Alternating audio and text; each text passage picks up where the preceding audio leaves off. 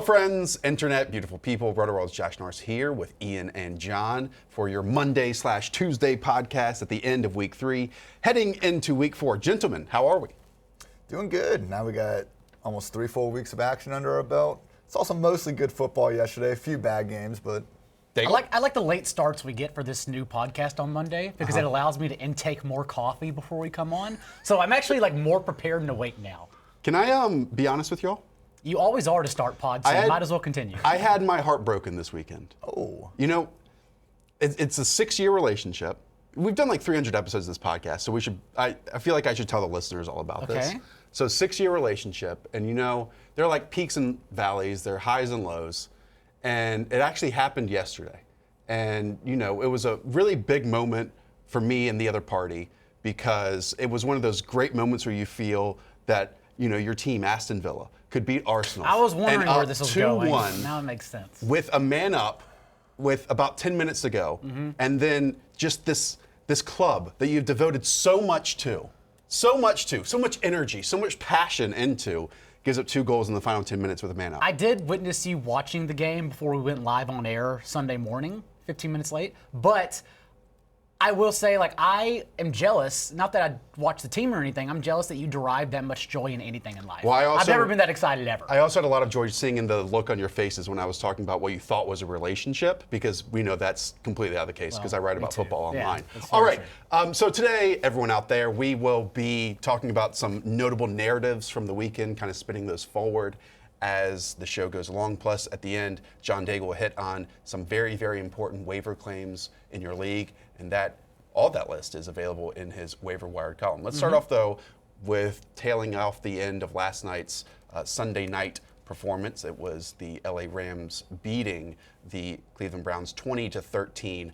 My question to you is this: is it too early to really, truly, completely worry about this Browns team? No, because the exact problems that we were somewhat worried about coming in this season have come to fruition.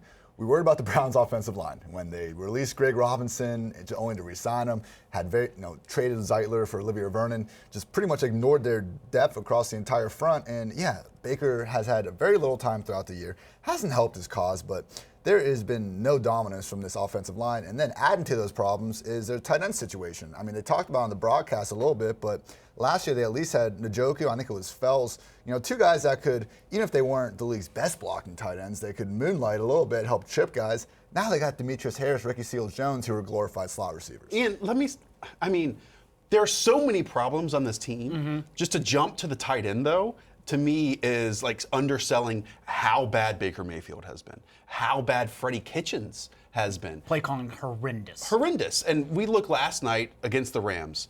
There was a situation where on a 3rd and 9, they run a screen to Nick Chubb. On 4th and 9, they run a draw to Nick Chubb. To me, that's a play caller who shows zero trust in Baker Mayfield, and Baker Mayfield hasn't shown him anything to gain that trust so far this season. And the play calling has set them up for the longest average 3rd down, over 12 yards per 3rd down, every single game this year.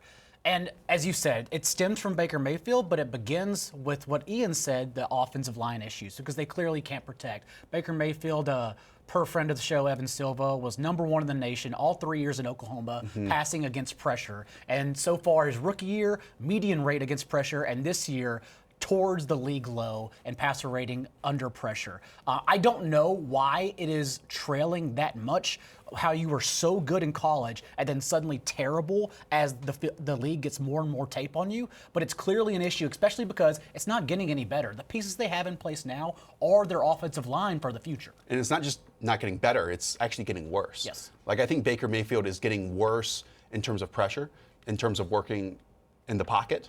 There were times when the offensive line was actually doing their job and they were giving him space to operate. And instead of working in that confined space or stepping up into this pocket that they created, he wanted to drift out to the right side. That's something that, if it continues to spiral out of control, can tank that offense. He only has 3 touchdowns, 5 interceptions so far this season. And it also doesn't help that the play calling has been bad. I mean, the offense looks broken. It reminds me of the Tennessee Titans last season. The offense just doesn't have an identity right now. And when everything is in structure, it certainly seems like they want Baker to hit his back foot and throw the football. as soon as possible. But because of offensive line, because the receivers aren't getting open, he's having to hold the football longer. And this playmaker mentality that he has, that Deshaun Watson also has, right now Baker Mayfield is showing he's no Deshaun Watson. He's no Deshaun Watson, and but still, even last year, he wasn't Deshaun Watson, but we still at least saw him, get outside the pocket and get a chance to set his feet. Now, it was almost like watching Kyler Murray, where every time he tries to get outside the pocket, he's just going backwards because he's kind of got rushers in his face. But I agree, it's not just offensive line play calling. And another thing to keep an eye on, too, this defense, I don't think is getting any better because Denzel Ward, Greedy Williams, top 2 cornerbacks, late last week, they suffered hamstring injuries and winded up not playing. So if this defense is going to be an average group and the offense keeps playing the way it is, it's a problem. The secondary somewhat sustained itself given their numerous injuries against Jared Goff on the road last night, just because the front seven can get pressure. But over time, it is a disaster. Right. And it's just a bummer because this team, I understand they weren't going to live up to the high expectations they were laid out anyways, especially because chemistry matters. But this team is genuinely not fun to watch. No. They are bad. Entertainment is a major factor. And let's look at the schedule, by the way, for the remaining games that the Browns have in the next couple weeks. It's at the Baltimore Ravens, at the San Francisco 49ers, and then the Seahawks at home, then a bye week, then at New England. Those 4 games in those 5 weeks, sure, they get a little bit of extra time to prepare for the Patriots. This team could win 4 straight, lose 4 straight, maybe win half of those games. If they win 3 of them, that's a major benefit. It just genuinely sucks because not too often does a quarterback come along that is open and honest with the media like Baker, especially when he's rolling. But now he's just being contained. He doesn't look good, as we said, under pressure. It's just miserable for the league, honestly. Well, and Freddie Kitchens honestly does look a little bit over his head at the moment. Yes. And it makes sense. 365 days ago, we had no idea who Freddie Kitchens was. It's still just shocking to see how good this offense was without OBJ and pretty much a similar offensive line for the last, 7-8 games of last season and really taken over the league at that point. Now for this to happen, 40 quarterbacks have started a game this season, and Baker is outside the top 30 in adjusted yards per attempt, quarterback rating, completion rate. He's just been flat out bad. Yeah, and Nick Chubb's getting opportunities, 58 carries in 3 games. Odell's getting his opportunities, 30 targets, 19 receptions, 288 yards, and a touchdown. Look, I don't want to completely write off the Browns. They're not 0-3. Right. Here. There's still a chance that they can put it together, but that would have to completely divert off the path they're going off right now, and that's a major question. Daigle, let's move on. I feel like we've crushed the Browns enough. And again, I think still is time for them to turn around. I know you want to talk about the Saints, because this is a Saints team that has lost Drew Brees for 6 weeks, most likely, turned to Teddy Bridgewater, and just a little bit of Taysom Hill, and we were to beat Seattle at Seattle. So we infamously, I won't throw you under the bus, teetered the idea of Alvin Kamara becoming an RB2.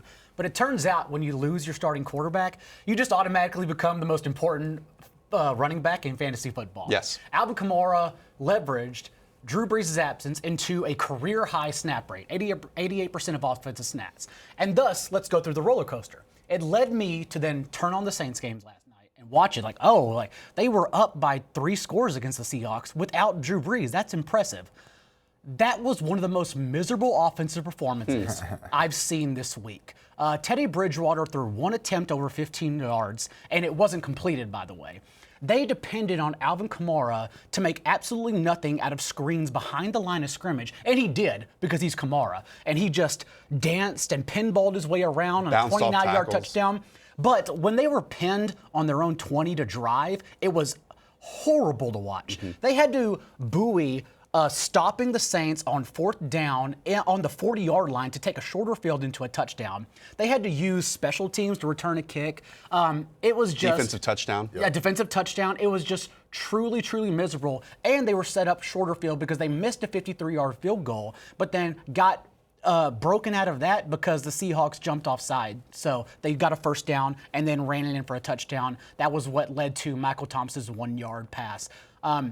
There is not too much reason to overreact just yet because the Cowboys on Sunday Night Football are on the slate, and I'm truly a believer in holding back whenever you have that big of game ahead of you. But for the first example we got in the non-Drew Brees era, this next 6 weeks, it was miserable, and do not let the numbers fool you. And real quick, they got the win in Seattle. That doesn't mean as much as it meant 3 years ago, especially with this particular Seahawks team. We saw them eke by the Bengals in week 1, eked by the Steelers without Roethlisberger in week 2. And now, the game wasn't even as close as the final score was. I know Disley had that late game touchdown. I mean, it was a comfortable loss for them. But this isn't a great Seahawks team, and the Saints certainly, I agree with you, did not look like a good team either. Just 2 completions of over 10 yards for Teddy Bridgewater. Taysom Hill saw the fewest snaps of the season so far, which surprised all of us. But like you mentioned, it's just not sustainable the way that the Saints won. I mean, that's fine when they jump out to an early lead because of those special teams and defensive touchdowns. But we look for identities, right? And if identities can carry over week to week, game by game, if you're up, if you're down the scoreboard.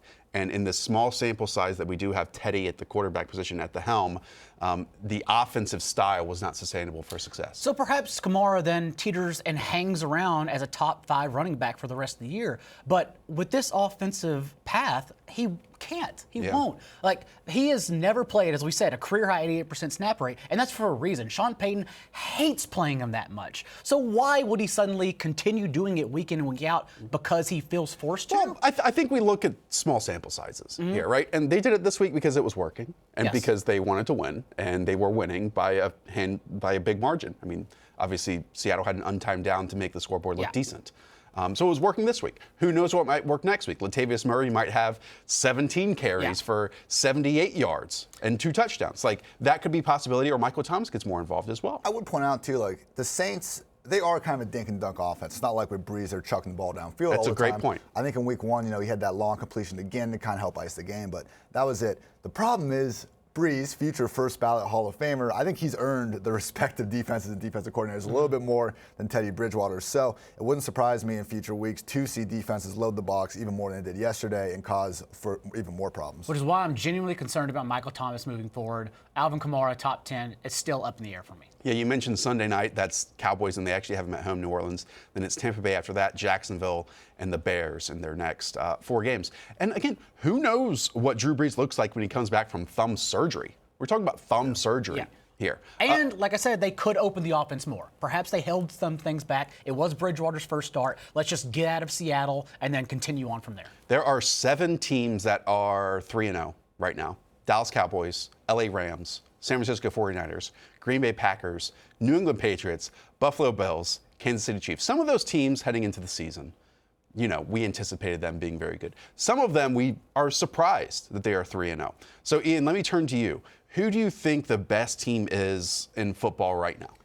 I wanted to say the Cowboys, but I still think it's the Patriots. Look, they're number 10 in yards per play, number 1 in yards allowed per play. I know they really haven't played anyone, but this defense is dominant, and it comes from their secondary. I mean, Stephon Gilmore, I think when Belichick paid him all that money, we don't see him really throw that much money at free agents over the years, and he did it kind of surprised some people. Well, I mean, I think anyone's list of top 2 cornerbacks in the league needs to be Stephon Gilmore and Jalen Ramsey. Like, he is that good. Consistently takes away the number 1 receiver. Then we got the McCourty twins also in the secondary balling out. This whole defense is dominant, and I think we're going to see that moving forward. How they fleeced the Browns for this Jamie Collins deal over the last 3 years is one of the most hilarious storylines. I mean, a year ago, Jamie Collins was like being accused of not even trying on the football field, and now he's being a difference maker for the New England Patriots. It's interesting because the Patriots are a different type of team that we can look at than any other, because they've had the same decision makers in place, the same quarterback in place, yet their identity shifts every couple of years. And I think this is a new identity for this Patriots team than we even saw last year. Last year, they were a run-first offense and asking Tom Brady to hit 3 to 5 throws, and we know Tom Brady can do that. This year, Tom Brady is completely balling out. He's been absolutely outstanding. He has the highest yards gained per pass attempt average of his career. He's been a top 10 quarterback in every single week so far this year. And then on top of that, the running game hasn't hit and hasn't clicked. Dante Scarnecchia is going to fix that offensive line and allow that running game to click. And you also have the defense that backs you up. And the defense, if it's good week to week, which this is probably the best Bill Belichick defense we've ever seen, I know that's early to say, they keep you in games every single week. And Gronk's not even back yet. Right. Well, I don't even think they need him. They don't need him. He'd just be a compliment like Antonio Brown was. And if the running game is not fixed in the back of Sony Michel, they will gladly just move on. Like, they don't care. Yeah. And right now, it doesn't look like it's going to get fixed in the back of Sony Michel. And they're making Phillip Dorsett extremely relevant. Yes. That's a foreshadowing, a suggestion, because I know we're going to talk about Phillip Dorsett later. Do you have a different 3-0 team that you prefer, Daigle? I think the obvious choice is the Chiefs for me. You genuinely just can't stop them offensively. They are too explosive no matter what they get pinned down on third downs. That Ravens game, when you go back and watch it, the Ravens were lucky to be within one score. Yep. The Chiefs just marched down the field. Ravens couldn't stop them. There's still question marks about Baltimore's defense, but it's just the fact that those were 2 MVP candidates, 2 unstoppable offenses, and one of them showed its flaws, and the other still not convinced it has any flaws. Without 2 starting running backs on your 4th-string guy who then just walked out and got all your targets ahead of your rookie you drafted, it was insane, and like I said, I genuinely don't think they can be stopped. They're more loaded than ever. Yeah. And that's scary, right? I mean, this is a team that doesn't have Damian Williams on the field. This is a team that doesn't have Tyreek Hill on the field. And they're just putting people out there with speed and playmaking ability that are adjusting to the catch. Like, Demarcus Robinson looks like a different player this year. I mean, last week he was making these circus grabs. This week he had this one-handed catch in the back corner of the end zone. These are players that probably in other rosters wouldn't be doing this. But with the Chiefs, with Andy Reid, with Patrick Mahomes, they're in a situation to succeed, and they're doing it. And look, we saw the same offense last year. I mean, they've been the league's best offense for the last 2 seasons. I think their defense has gone from terrible to average to maybe a little bit below average, but that's all they need when they're scoring this many points. Added Frank Clark, added Honey Badger. They're getting Maurice Claiborne back after this week. Bashad Breeland's even playing some okay cornerback. I mean, the defense can at least hold teams under 30 points, and that's all you need. And when you think of Frank Clark, and when you think of Tyrann Mathieu, you think, 1, with Frank Clark, pressure and disruption, and 2, with Tyrann Mathieu, big plays.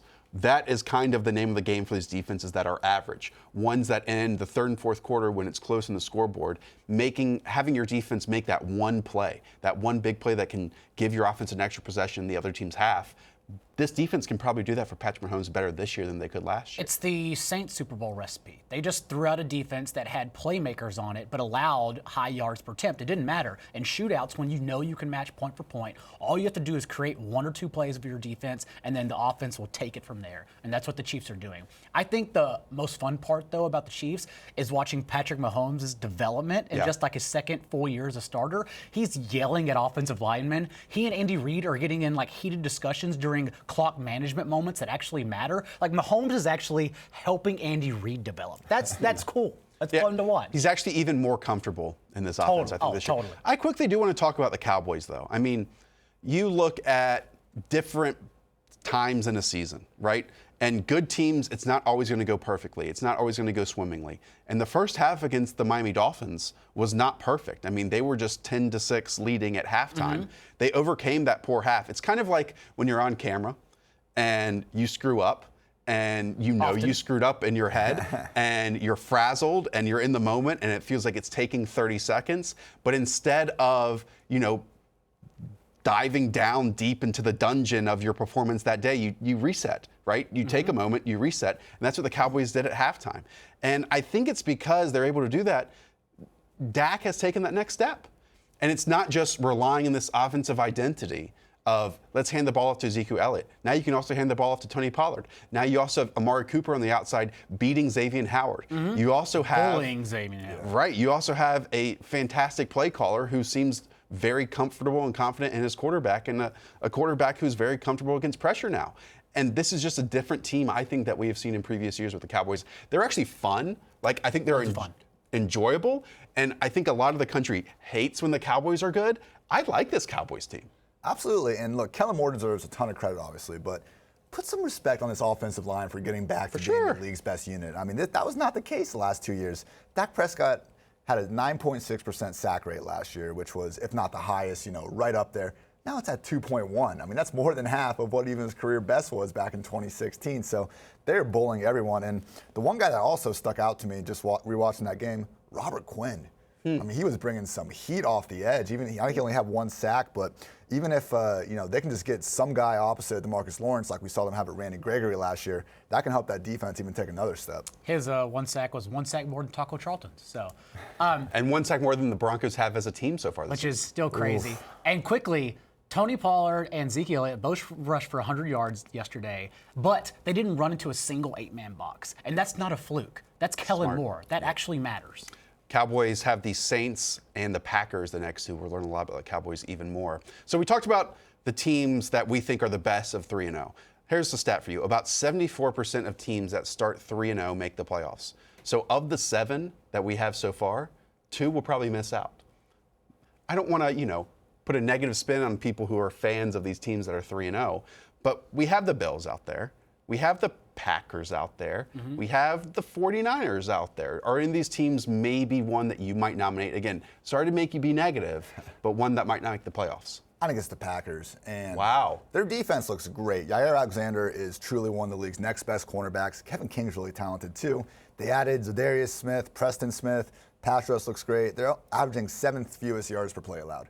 Their offense, 28th in yards per play at this point. I mean, we are not seeing any type of bump in Aaron Rodgers' efficiency from what we've seen over the last 4 or 5 seasons, which, look, he's still like an above average to very good quarterback, but he's just not the world beater that we saw from like 2010 to 2014 in this, much anticipated Matt LaFleur offense, which hasn't blown me away at all. And again, we talked about this in offseason. Like, they did not change their offensive personnel at all. They just kind of relied on this new scheme and Rodgers getting back to being Aaron Rodgers. And so far, I haven't seen that. So maybe their defense can keep carrying them. We've seen the Bears and Vikings, look up and down. So wouldn't shock me if they can still make it to the playoffs, but I don't think they're going to make any noise if they do. Matt LaFleur's offensive scheme, looking bad last year in Tennessee, should have paved the way for us to think this. Yes. But we assumed Aaron Rodgers, getting a new offensive coordinator, they would work together to cohesively create something that wasn't Mike McCarthy's offense. And the fact is, it may not be Mike McCarthy's offense, but it may be worse. We are still seeing Jamal Williams involved with Aaron Jones in a timeshare. And LaFleur wants that to stay. Yeah, and outside of week 2, and week 2 now looks to be an anomaly, especially since LaFleur came out and said, that was wrong. I'm going back to the committee approach that we had in week 1, and he did so in week 3. Aaron Rodgers just looks like he can't hit Devontae Adams. They said after the game last night that they do need to connect more, but Adams doesn't even have a touchdown yet. Yeah. I mean, they're depending on fluke plays. MVS's touchdown yesterday came on a free shot downfield that Aaron Rodgers is so good at drawing week in and week out. And that's what they're depending on right now because their offense is miserable. Yeah, the Packers D is giving the offense time to gel. The only question is, will it? Yeah. We haven't seen a Matt LaFleur offense gel unless they give Derrick Henry the ball 30 times. Let's go ahead. Real quick, I would know for concerned Devontae Adams owners, could not have asked for a better get-right spot at home Thursday night against this Eagles defense that continually gets roasted by number 1 receivers. So do not panic trade him yet. So are you predicting like a Mike Evans 3-touchdown breakout performance like we did last week? Maybe even 4. Momentary discussion of the Buffalo Bills here. I love the Buffalo Bills. Oh, yeah. I think they're a lot of fun. We were talking in the newsroom, Ian, that you think Josh Allen might be the 3rd most enjoyable quarterback to watch each time you fire up Game Pass each week. Yeah, and watch. I'm not saying he's the 3rd best quarterback, but to watch. The guy he runs around. I mean, his 5-yard scrambles are incredible to see. His interception was a terrible decision. He was stiff-arming a guy, throwing it off his back foot. That was still a good time. And yeah, no, he is so much fun to watch. And he's throwing the ball downfield every other pass. I mean, how can you not love the guy? And thankfully, this offense is built around him. Like, you get Cole Beasley as a safety valve. You get John Brown going vertically.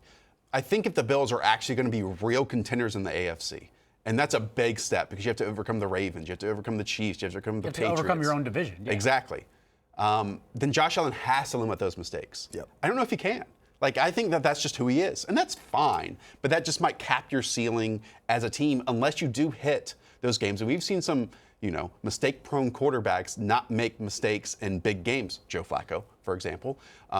And maybe they get that small sample size where everything connects when they hit the playoffs, and boom, you hit that stretch run with a Josh Allen who's focused and mistake-prone, not mistake-prone, but mistake-free, I should say. I think this is going to sound weird, but I think putting yourself in position to make those mistakes is actually a plus for a quarterback. Yeah. And Tony Romo once said this on CBS when I think it was Jimmy Garoppolo didn't go downfield. Garoppolo. And then and he didn't go downfield on one shot. And Romo just said, no, you have to throw that interception. You have to keep them honest and just give your receiver a shot. And Josh Allen is certainly not afraid to give his receivers a shot. at the very least, he makes defenses account for every yard on that field, unlike someone like Teddy Bridgewater, where you can set your heels 10 yards behind the line of scrimmage. 49ers overcame 5 turnovers yesterday. A lot of this is Kyle Shanahan doing his part as scheming open wide receivers. Yeah. A lot of it is that front 7, especially that front 4, front 5, creating a ton of pressure. A lot of it's their running game where they have a true 3-headed backfield. To me, it's just Jimmy Garoppolo needing to make those 3 to 5 throws that we talked about with Tom Brady in 2018. And if he makes those, they can win games. He didn't really make those except for that final Dante Pettis and maybe a couple other throws yesterday. But I think it's still a question of, do we know if Jimmy Garoppolo has that next step to his game? The scheme is helping him right now because he looks terrible. For sure. But they're still winning despite. Yes, and the scheme is so good, we know it, that maybe they just skate by with that all year, which is possible. Well, 16 games is a much larger sample size than 3 games. Yes, correct. Yeah. Quick question. Where does, if at all, Tevin Coleman fit in when he returns? He doesn't. I don't think so either. You guys don't think he plays? No, I think he plays. I really don't think he does. Really? Okay. Huh. I was thinking like 25 to 30% of snaps because I don't think Jeff Wilson's 10% role in the goal line's going away. No, me either. And Mostert and Breida are too good to go So away. You're going to have 4 backs active Literally, on game I think days? you have 4 backs. I don't think you do. And I don't know what you do with them.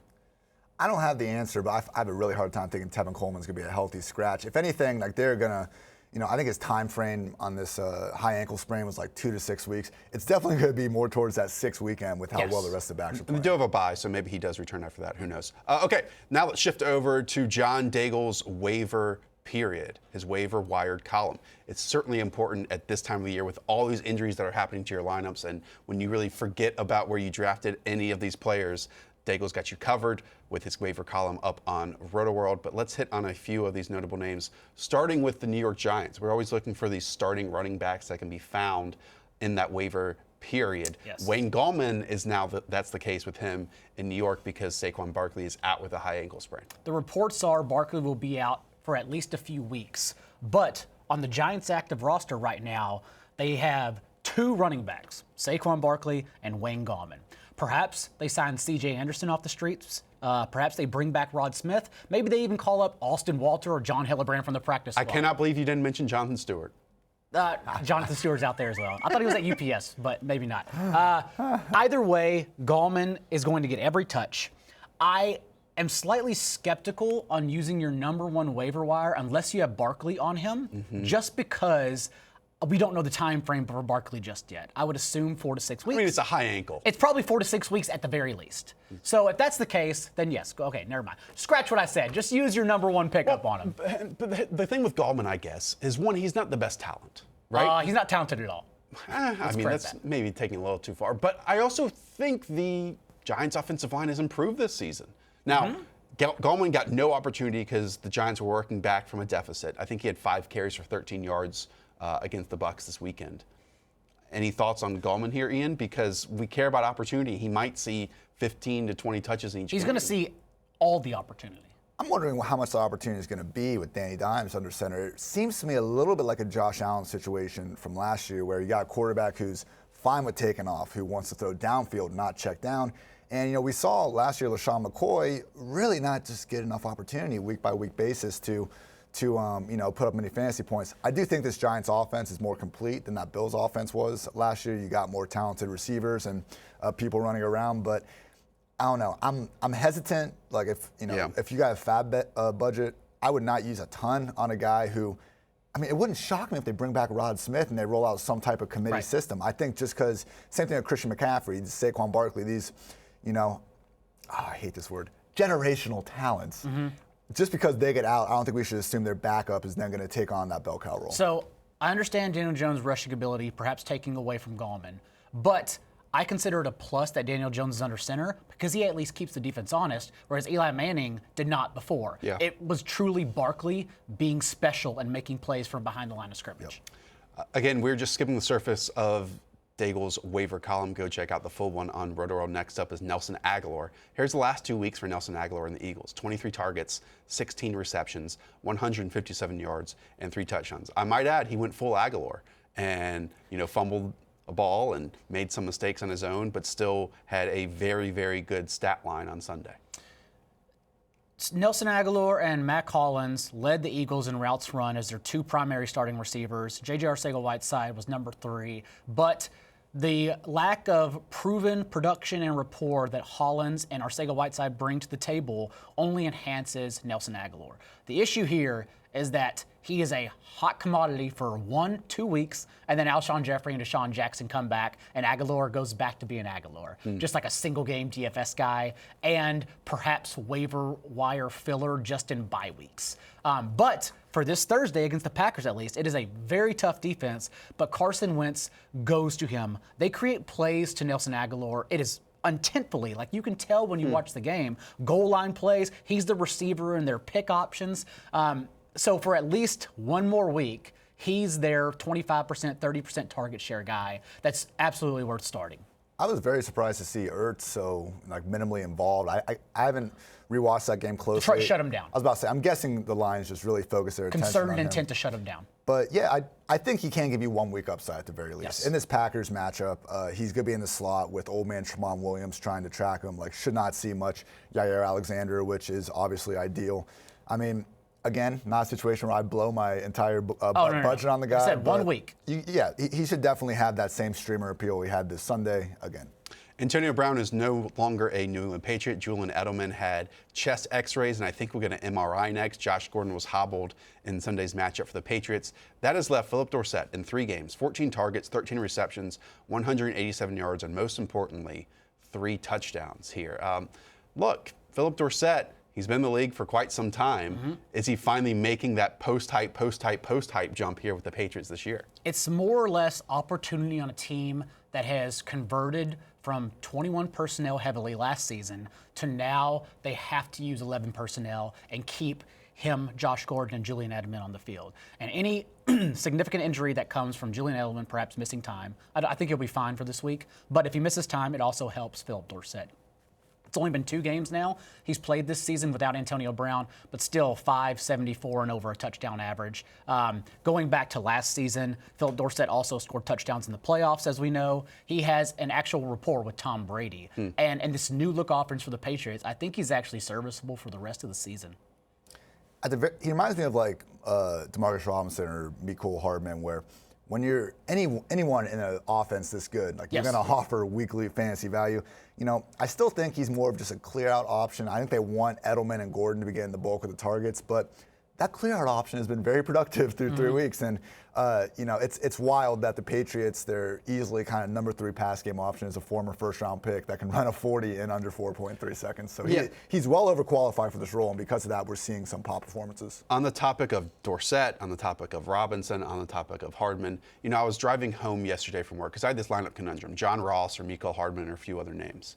And really, when you boil it down, when it's that close in that decision, why go with the player in a bad offense in John Ross when even if he's the third option like a Mecole Hardman or the third option like Phillip Dorsett in a good offense with the Chiefs and the Patriots? Go with the good offense because you only need one good play with an efficient quarterback, whereas with John Ross, you're hoping and biting your nails up until the end of the fourth quarter that he finally gets that fluke big play that can bring it home for you. Any nitpicking start set questions I get on Tuesday or over the week on Twitter, I always lean the best team over volume.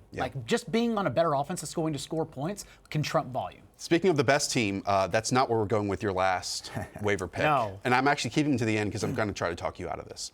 Preston Williams, Miami Dolphins wide receiver. I know on Sunday, 12 targets, just hauled in 4 of them for 68 yards. We talked about it earlier in the show. This was a good first half for the Dolphins, 10-6 going into halftime. Their best performance so far. Why, when you just spoke about suggesting people on good teams, are you talking about the person on the worst team in the NFL? So, game script, let's start here, for Preston Williams will always be great the rest of the season because it's the Dolphins. They will always be in position to throw 40 to 50 times a game. Now, it also depends on accuracy and efficiency, which is not good in the offense, but let's digress to quickly go back to offseason activities where Preston Williams, an undrafted free agent, started training with Josh Rosen and the second string and fourth string offense and whatnot. And then he got together with Josh Rosen in the preseason, collected 11 of 45 targets, a 24% target share from Rosen in the preseason.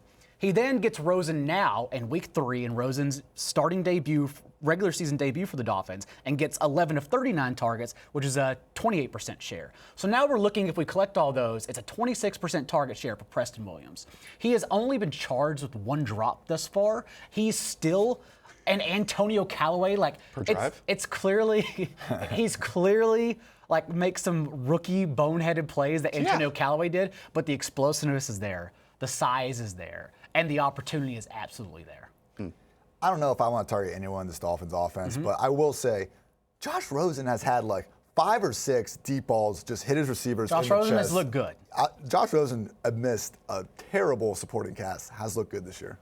Imagine just having the worst supporting cast in the first 2 years of his career. He really might have the worst luck in his first 2 years of a career than anyone else ever. So don't talk me out of Preston Williams, because talk me out of putting Preston Williams ahead of Nelson Agholor. No, you can't do that. I don't really want Why can't either. I do that? Because I think That's a sustainable bad idea. target share for the rest of the season. On an awful team, whereas Nelson Agholor could give you that winning performance just this week. Albert Wilson's got to be back at some point. That was a convincing argument. I would rather have the person that leads me to a victory in 1 week than maybe have bench fodder for the rest of the season and the last person on my bench than Preston Williams, and he might be that in your fantasy lineup. All fair reasons. Not sure you budge me, though. All right. We'll find out Tuesday morning. Ooh. Yeah, find Teaser. out in John Daigle's waiver column. Again, it's up on Rotoworld. Ian Hartitz will be back on the Wednesday episode with his injury dashboard. Plus, we'll have Nick Minzio with start sits. Then we'll bring back Daigle on Thursday for game previews. The Snazzy 6, we'll call them this week. Plus Roto Pat and his rankings. And then we'll be back Rotoworld Live, noon Eastern on Sunday. So thanks everyone for tuning in, you watching on NBC Sports' YouTube page, and for hitting that subscribe button on iTunes, wherever you listen to this podcast. Talk to y'all soon. See ya.